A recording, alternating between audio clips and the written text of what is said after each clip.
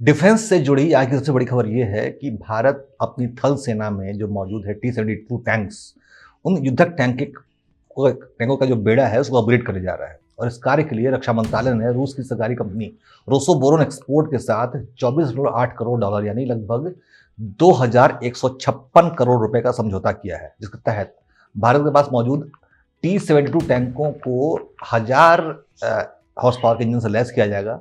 फिलहाल इन टैंकों में 780 हॉर्स पावर के इंजन लगे हुए हैं। किंतु प्रश्न ये है कि 50 साल से ज़्यादा पुराने इन T-72 टैंकों पर पैसा खर्च करना क्या बुद्धिमानी है? क्योंकि इन पुराने जमाने के रूसी टैंकों की कलई यूक्रेन युद्ध में खुल चुकी है।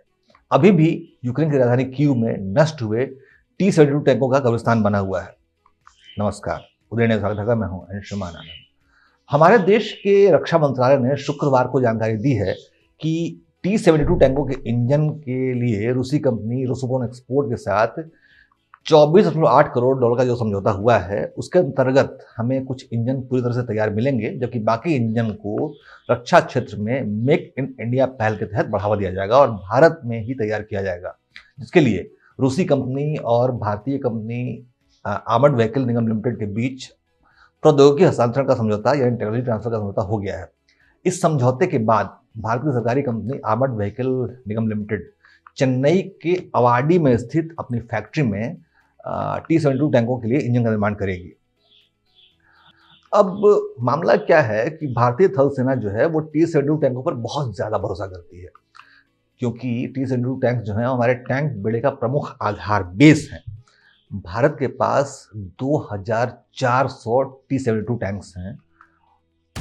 इसका वजन 41,000 किलोग्राम है, यानी 41 टन है, और इसमें 3 जवान बैठ सकते हैं। इसकी कैनन यानी तोप की क्षमता 125 mm है, और ये जो टैंक्स हैं T-72 टैंक्स हैं वो 31 फीट 11 इंच लंबे, 7 फीट 4 इंच ऊंचे और 11 फुट 9 इंच चौड़े होते हैं।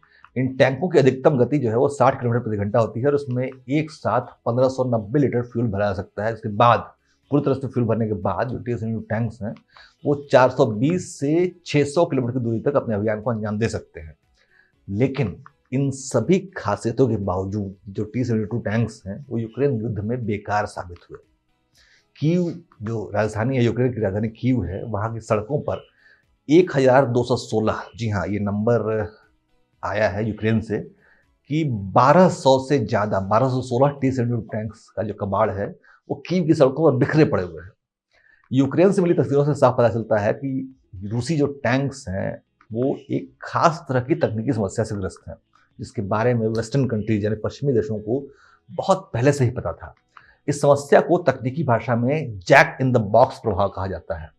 दरअसल मुश्किल ये है कि आधुनिक पश्चिमी टैंकों के विपरीत रूसी T-72 टैंक्स में गोला बारूद को बुर्ज जो है उसके भीतर रखा जाता है, और यही बात रूसी टैंकों को बहुत ही ज़्यादा असुरक्षित बना देती है, क्योंकि दुश्मन के गोले का जो डायरेक्ट हिट है अगर T-72 टैंक को होता है तो उससे टैंक के अंदर एक चेन रिएक्शन शुरू हो जाता है, जो कि अंदर मौजूद जो गोला बारूद है, टैंक के अंदर जो गोला बारूद मौजूद है उसके पूरे जखीरे में आग लग जाती है।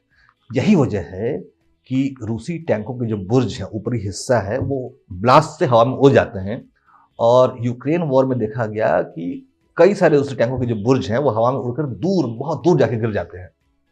इसके अलावा T-72 टैंक्स जो हैं वो आधुनिक हथियारों जैसे कि तोपखाना, ड्रोन और मानव पोर्टेबल एंटी टैंक मिसाइलों के खिलाफ कमजोर साबित हुए हैं।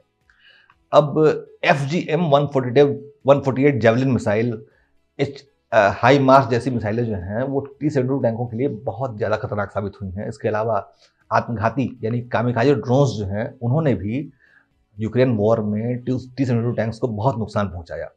इन टैंकों की वजह से रूस के हजारों सैनिक भी मारे गए, क्योंकि एक टैंक में 3 सैनिक होते हैं जिनको टैंक हिट होने के बाद उनको निकलने के लिए सिर्फ 1 सेकंड मिलता है। इसी वजह से रूस के बहुत सारे सैनिकों की मौत भी हुई यूक्रेन वॉर में टैंकों के अंदर ब्लास्ट होकर। अब इन T-72 टैंक्स को 1970 में विकसित किया गया था। तब से अब तक युद्ध की तकनीक बहुत ज़्यादा बदल गई है।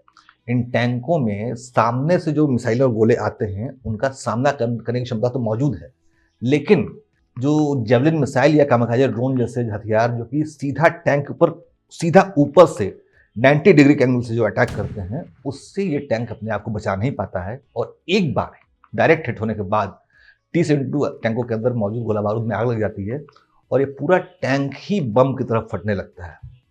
अब ऐसे में प्रश्न ये उठता है कि क्या आउटडेटेड T-72 टैंकों को अपडेट करने के लिए 2156 करोड़ रुपए की भारी भरकम धनराशि खर्च करना समझदारी है? वो भी तब जब भारत के पास जोरावर जैसे स्वदेशी टैंक मौजूद हैं, जो कि T-72 टैंकों से ज़्यादा हल्के, AI जैसे एडवांस तकनीक से लैस, आत्मघाती ड्रोन और जेवलिन मिसाइलों जैसे हथियारों से सुरक्षित है। ऐसे में T-72 जैसे ओल्ड मॉडल टैंकों को अपडेट करने की क्या जरूरत क्यों पड़ी, जो कि अब रिटायरमेंट की उम्र में पहुंच चुके हैं? मुझे उम्मीद है कि देश के नीति नियंताओं ने यूक्रेन युद्ध में T-72 टैंकों का हाल देखा होगा। जब भारत में हमारे पास जोरावर जैसा स्वदेशी विकल्प मौजूद है, तो लगातार फेल हो रहे T-72 टैंकों पर पैसा, जो देश का जो कीमती विदेशी मुद्रा है, उसको खर्च क्यों की जाए? ये प्रश्न हम सबको पूछना चाहिए और हो सकता है सरकार के पास कोई जवाब, लॉजिकल जवाब मौजूद हो, लेकिन फिलहाल तो T-72 टैंक्स रिटायरमेंट की एज में पहुंच चुके हैं और उनको अपडेट करना समझदारी का फैसला तो नहीं लगता। जय हिंद, जय भारत।